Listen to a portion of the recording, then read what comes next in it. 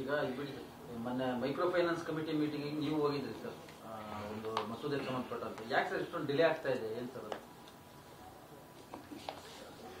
ಈಗ ಇರೋ ಕಾನೂನು ಮೊದಲು ಜಾರಿ ಮಾಡಲಿದೆ.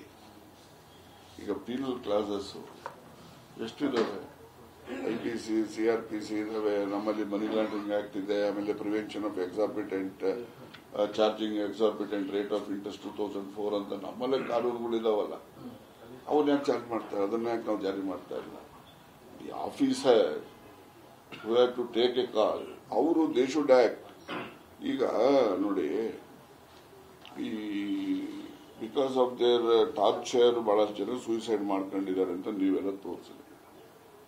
ಸೂಸೈಡ್ ಮಾಡ್ಕೊಂಡ್ರೆ there is a clear provision in the IPC, inducement to commit suicide. ಹಳೆಯದು ಓದಿಲ್ಲ, ಹೊಸ್ತಾನು ಓದಿಲ್ಲಪ್ಪ. ಮೊದಲು 306 ಇತ್ತು, ಅದು 7 years ಅಂಡ್ ಎಬೋ ಅದಕ್ಕೆ ಪನಿಷ್ಮೆಂಟ್ ಇದೆ. It is a cognizable offence, non bailable also. ಇವ್ರು ಯಾಕೆ ಮಾಡೋದಿಲ್ಲ? ಇವರು ಮಾಡಬೇಡಿ ಅಂತ. ಹೌದು, ಅದೇ ನನಗಿನ್ನೂ ಯಕ್ಷ ಪ್ರಶ್ನೆ.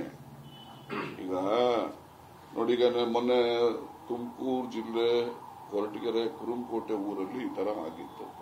ನೀವು ಮೀಡಿಯಾದಲ್ಲೂ ತೋರಿಸಿದ್ರು, ಮೊನ್ನೆ ಆಗಿದೆ. ಅವತ್ತೇ ಅಲ್ಲಿ SPDC ಹೋಗಿ ಆ ಬಾಗಿಲೆಲ್ಲ ಓಪನ್ ಮಾಡಿಸಿ ಅವರಿದ್ದು ಸೊತ್ತು ಹಿಂಗಾಗಿದೆ ಅಂತೇಳಿ ಪರಿಸ್ಥಿತಿ ಅಳಿಸಿ ಅವ್ರ ಮೇಲೆ ಸುವಮೋಟೋ ಕೇಸ್ ರಿಜಿಸ್ಟರ್ ಮಾಡಿದ್ದಾರೆ.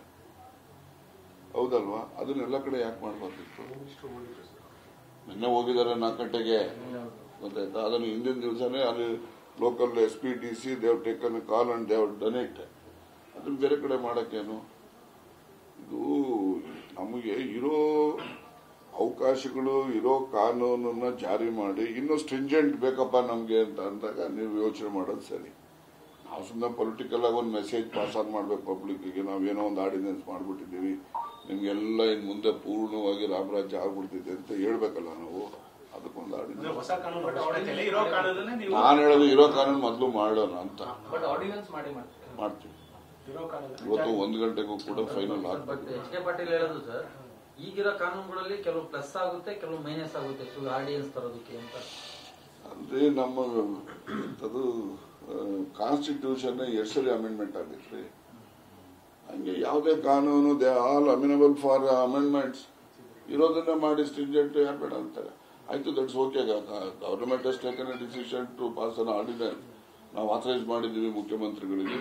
ಈಗ ಆರ್ಡಿನೆನ್ಸ್ ನಲ್ಲಿ ಕಠಿಣವಾದಂತಹ ಕಲಂಗಳನ್ನ ಸೇರಿಸಬೇಕು ಅಂತ ಹೇಳಿ ಅಧಿಕಾರಿಗಳ ಮಟ್ಟದಲ್ಲೂ ಕೂಡ ಚರ್ಚೆ ಆಗಿ ಒಂದು ಅಂತಿಮವಾಗಿ ಬಂದಿದೆ. ಇವತ್ತು 1 ಗಂಟೆಗೂ ಕೂಡ ಮತ್ತೊಮ್ಮೆ ಲಾ ಮಿನಿಸ್ಟರ್ ಒಂದು ಮೀಟಿಂಗು ಕೂಡ ಕರೆದಿದ್ದಾರೆ.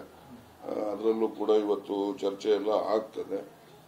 ಮೋಸ್ಟ್ಲಿ ಇವತ್ತು ನಾಳೆಗೆ ಗವರ್ನರ್ ಕಾನೂನು ತಂದ್ರು ಕೂಡ ಮೈಕ್ರೋ ಫೈನಾನ್ಸ್ ಮೇಲೆ ಅವರು ಸಾಲ ಕೊಡಲ್ಲ ಅನ್ನೋದು ಭಯ ಇದೆ ಅಂತ ಜನರಿಗೆ, ಸರ್ಕಾರಕ್ಕೆ. ಯಾರು ಅವರು ನೋಡಿ, ಇದರಲ್ಲಿ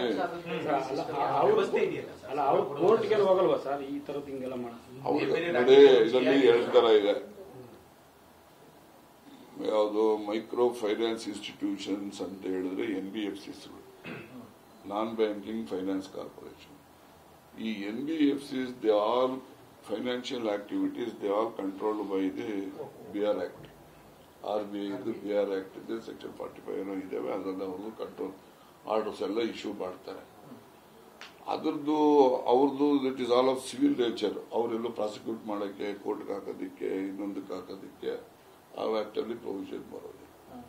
ಅದಕ್ಕೆ ನಾವು ಈ ಬೇರೆ ಬೇರೆ ಆಕ್ಟ್, ಈಗ ನಮ್ಮಲ್ಲಿ ಮನಿ ಲಾಂಡ್ರಿಂಗ್ ಆಕ್ಟ್ ನಾವು ಇಟ್ಟಿದ್ದೀವಿ ನಮ್ಮ ಇಲಾಖೆಯಲ್ಲಿ. ಮತ್ತೆ prohibition of charging exorbitant rate of interest ಅಂತ 2004 ಅಲ್ಲೇ ಮಾಡಿದೀವಿ. ನಾವು ಕೂಡ ಅದರಲ್ಲಿ 3 ವರ್ಷ ಅಂತಕ್ಕಂಥದ್ದು ಕನ್ವಿಕ್ಷನ್ ಇಟ್ಟಿದೆ. ಅದನ್ನು ಕೂಡ ನಾವು ಟು ಮೇಕ್ ಇಟ್ ಕಾಗ್ನಿಸಿಬಲ್ ಅದನ್ನು 10 ವರ್ಷಕ್ಕೆ ಏರಿಸಬೇಕು ಅಂತೇಳಿ ನಾವು ಕೂಡ ಅಮೆಂಡ್ಮೆಂಟ್ ಮಾಡೋದ್ರ ಬಗ್ಗೆ ನಮ್ಮ ಅಧಿಕಾರಿಗಳ ಜೊತೆ ನಾನು ಕೂಡ ಚರ್ಚೆ ಮಾಡಿದ್ದೇನೆ. ಮುಂದಿನ ಅಧಿವೇಶನದಲ್ಲಿ ಅವು ಕೂಡ ಅಮೆಂಡ್ಮೆಂಟ್ಗಳನ್ನು ತರ್ತೀವಿ.